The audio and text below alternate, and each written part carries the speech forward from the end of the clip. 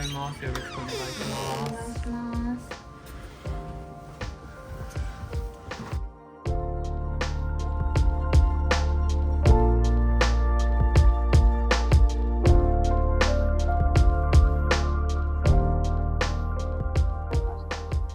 LINE のビデオ通話を使って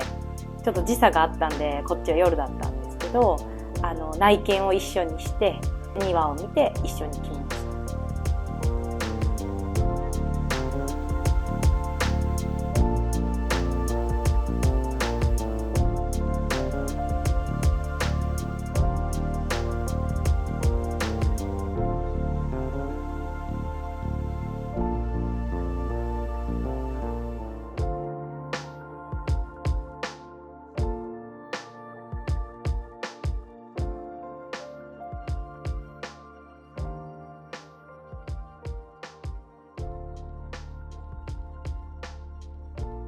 もともと私の母がそ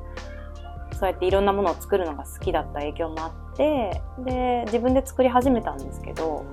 アメリカは逆に材料がすごく手に入りやすいので、例えばパンの工房を自分で作ったりだとか、あとジャムとか自分で作ったりだとか、そういうのがこっちに来てやるようになりました。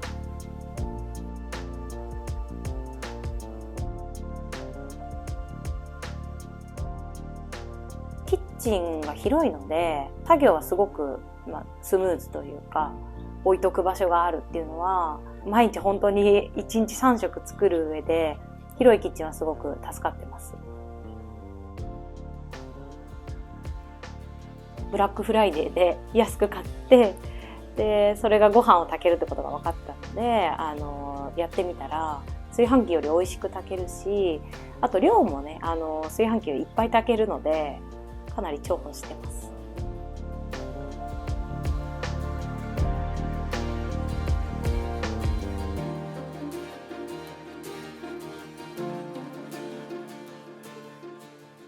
こちらに来た時にインスタントポットだけは絶対買っとけと言われて買ったんですけど、納豆も作れるし大きい塊のお肉なんかも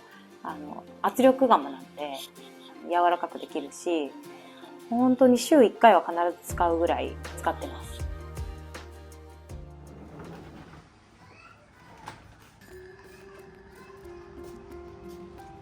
バルコニーが大きいのもお気に入りで、夏とかはバーベキューを外でやったりとか、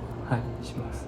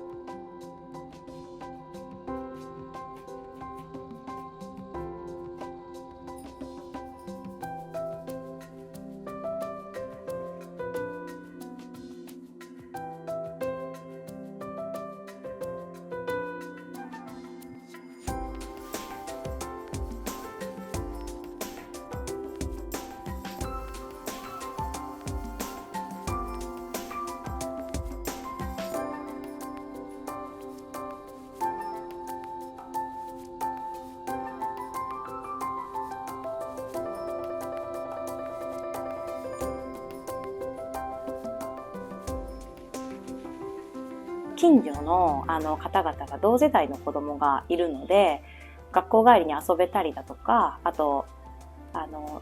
アメリカ人なんですけどママ友になれたりとか、そういうのがすごく気に入ってるポイントです。